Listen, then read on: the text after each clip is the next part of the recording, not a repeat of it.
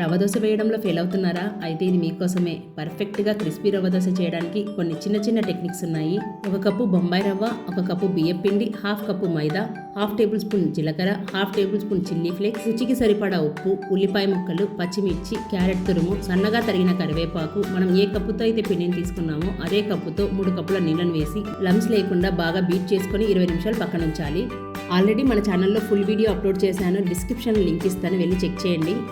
ఈ రవ్వ దోశ వేసే కొద్దీ తినాలనిపిస్తుంది. చాలా అంటే చాలా బాగుంటుంది. తప్పకుండా మీరు ట్రై చేసి చూడండి. 20 నిమిషాల తర్వాత మరో 1/2 కప్పు నీళ్ళను పోసుకొని బ్యాటర్ ఈ విధంగా ఉంటే సరిపోతుంది. పెనం బాగా కాలాక మరోసారి బ్యాటర్ మొత్తాన్ని కలుపుకొని ఆయిల్ అప్లై చేసి ఈ విధంగా పెనం పైన పోసుకోవాలి. ఇది కాలడానికి కొంచెం టైం పడుతుంది. తొందరపడి వీటిని తీసేయడానికి ట్రై చేయకండి. ఫ్లేమ్ని హై ఫ్లేమ్లో పెట్టుకొని అడుగున ఇలా గోల్డెన్ బ్రౌన్ కలర్ వచ్చాక ఇంకో సైడ్ తిప్పి మరో 1 నిమిషం పాటు కాల్చుకుంటే సరిపోతుంది. సో ఫ్రెండ్స్, మీరు ఖచ్చితంగా ట్రై చేసి మీకు ఎలా కుదిరిందో కామెంట్ చేయడం మర్చిపోకండి.